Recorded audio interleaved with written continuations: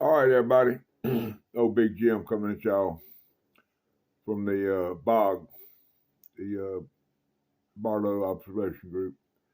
Um, no, I ain't feeling it, guys. It ain't, not only did I get up early this morning, I've been to our local food bank. I went there and sat in line for about 5 hours, which is fine. They blessed me beyond belief.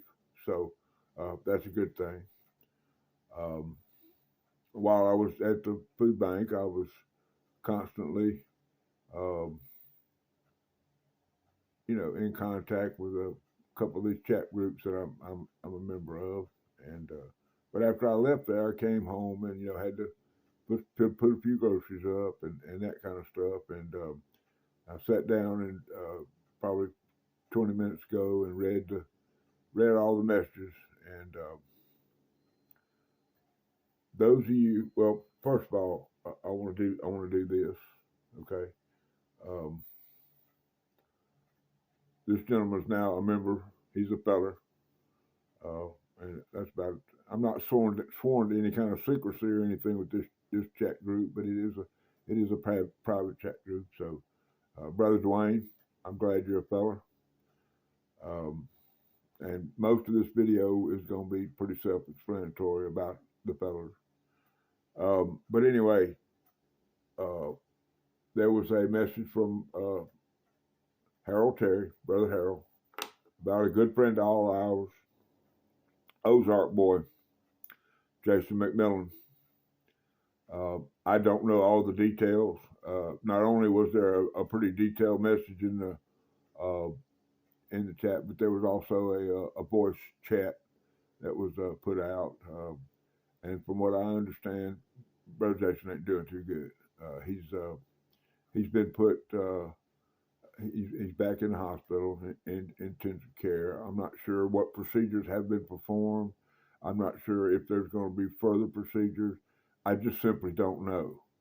But here's what I do know. Those of you that are praying people, uh, please get on both knees and pray for Brother Jason. He has struggled with this problem.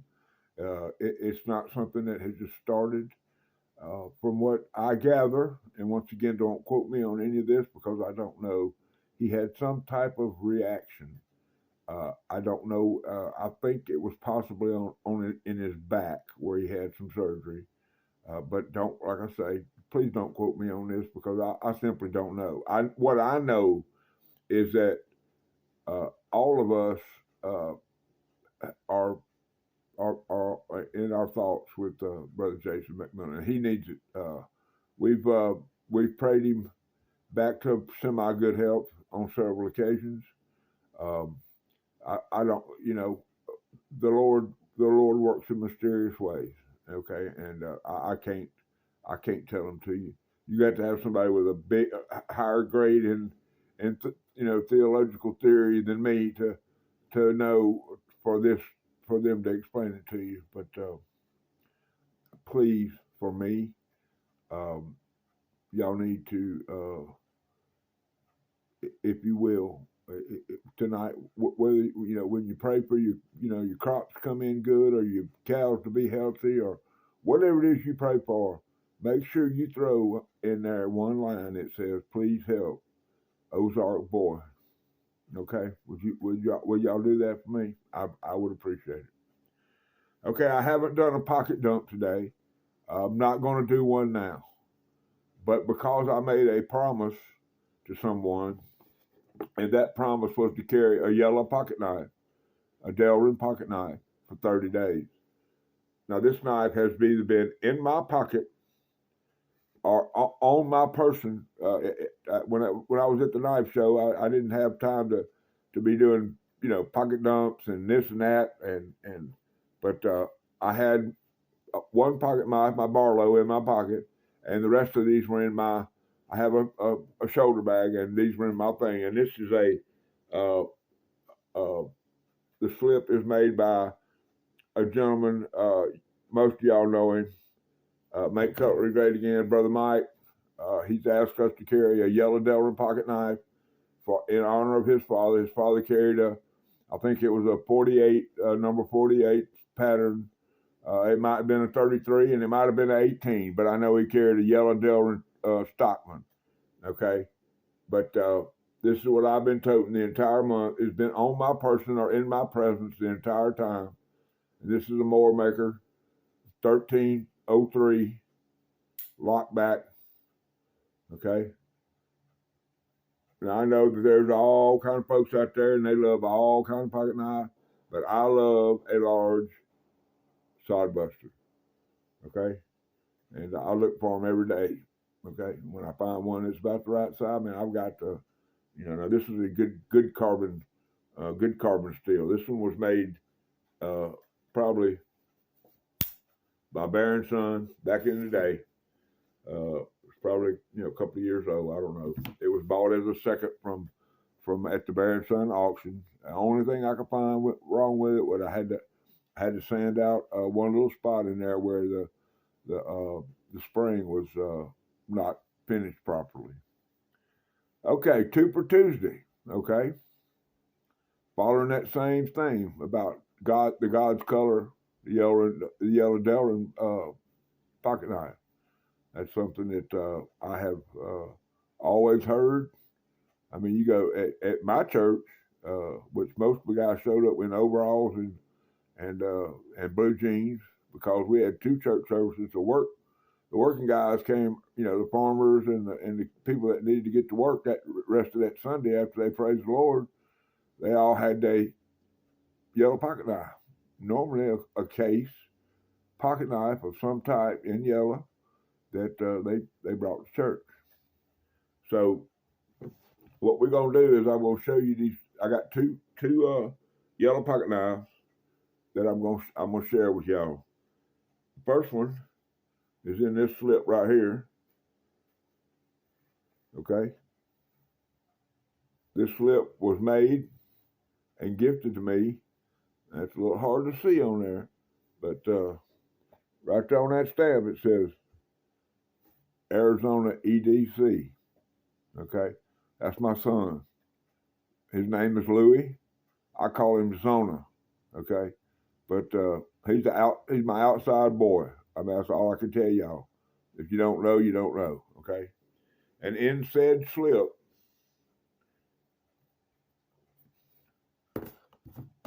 we have a yellow Delrin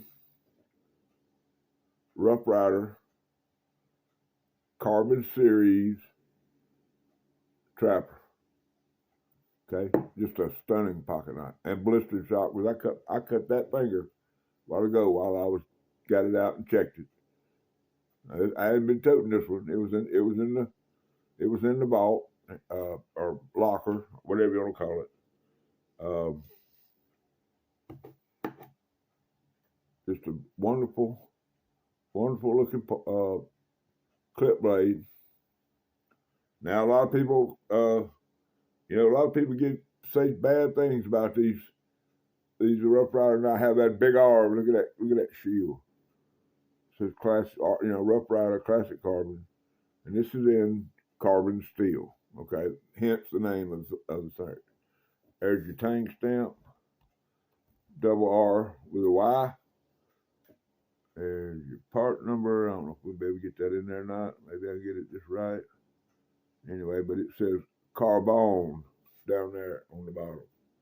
And has half stops. What can I say? Spay blade. Now you'll notice this has 2 nail nicks. A lot of people give Rough Rider a hard time about the 2 nail nicks. Well, I can explain. I can share that with y'all if y'all would like me to. I'll go ahead and do it. The owner of Smoky Mountain Knife Works, look at that swedging. Man, you talk about a slicer. I have carried this. Okay. The owner of Smoky Mountain Knife Works and his design team, they have a basement that is full of documents, full of books, all design stuff.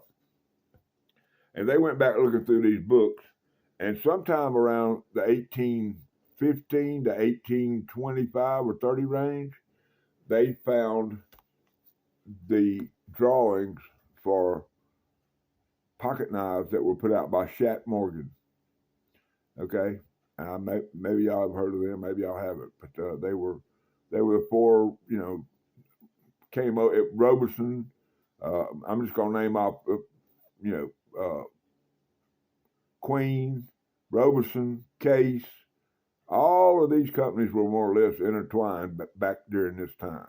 Okay, they had one guy would be a member of the Case family, and he would be vice president of Shat Morgan. I don't know if that's true. I'm just saying that's how it worked back then, because everything was basically located right up there on the East Coast, and that's where most of the pocket knives came from. Now I'm talking about old school. Now I'm not talking about Queen's been made in 5, 6, 7 locations all around the country. How about this? All the Winterbottom, all the bone that was used to make their Winterbottom series, the original ones, was stored in barrels. And then after they went out of business, somebody bought all that bone. And some of it was already jigged in the Winterbottom, and some of it wasn't. But most of that stuff came back on different pocket knives put out by, because that's one or two companies bought all that stuff at auction, and then they sold it, and then they sold it, and then they sold it. So these, there may be some barrels of it still around. I don't know. All right, the second pocket knife, since it's a 2 for Tuesday, is also a yellow Delrin. But this is a debut. I'm fixing to debut something on my channel. This happened yesterday. I got this pocket knife and I got this slip yesterday out of the mailbox. I immediately put this pocket knife in this slip, and that's probably where it's going to stay. Okay? But y'all look at this. Y'all look at that stitching. Look how he finished it. Okay? Absolutely beautiful. Just beautiful. I don't care who you are, man. If that doesn't get you going, then you ain't gonna got going. Okay. Now look at here. Y'all read that? Hunting for hookers.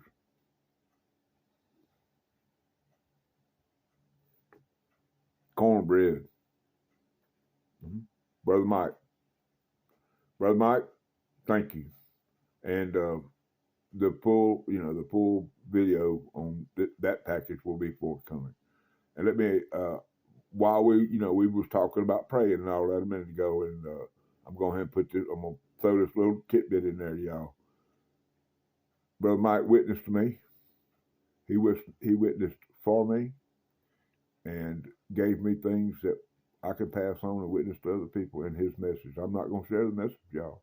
Not going to happen. I may quote one or two things off there, but this is like Ted Hart. This message is it hit me.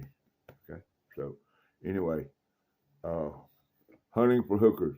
If y'all hadn't got over there and checked him out, this guy is a EDC animal. Okay, and he's a survivalist. He's a hunter. He's a father. He's a family man. He's a hard worker. He is everything that y'all think he is. He is. Okay, not to mention just one hell of a guy. Okay, so that's what I'm gonna leave you with. We'll pick that up at another day. Man, I got so much stuff I got to go through. I hope y'all hang in there with me. Old Big Jim loves y'all, man. He wants y'all to hang in there with him. Okay, but I should save this knife and do a Barlow Brigade banger, because Lord have mercy. Now, most of y'all are going to look right at this knife and say, you just showed me that. Well, no, I didn't. Now look at it. Same knife, ain't it? 4 1/4 inch trapper. I see that. Gotta be, it's the same knife, Why are you showing us the same knife? Okay. Same shield, same covers, same bolster, same R on the bolster. Same knife. We'll even get as close as the spade blade.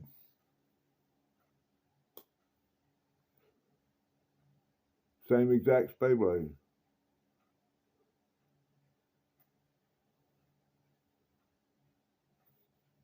Unbelievable. Now, this has been out of production a while. You have to hunt for it. I hunted for this and waited a minute.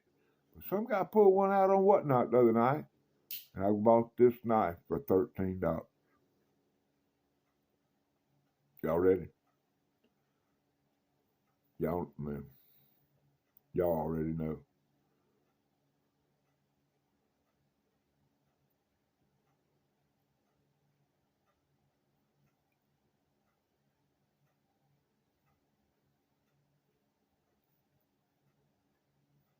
Heath Warrencliffe, a little Warrencliffe trapper. And I know, man, I know. Casey got that, and you know, GEC they have that, and this and that. I know, guys, but all those knives are. You buy a regular case trapper, a 54 pattern case trapper with Delrin handles and a Warrencliffe blade. It's going to be $100, okay, or more. Okay, plain and simple. You can buy 5 of these, 6 of these for that, if you can find them. Now listen to this.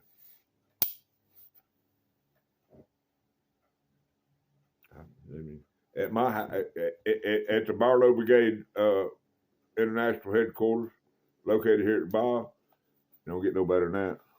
Been in my pocket ever since I got it. All right, 16 minutes and 54 seconds. How long we've been talking?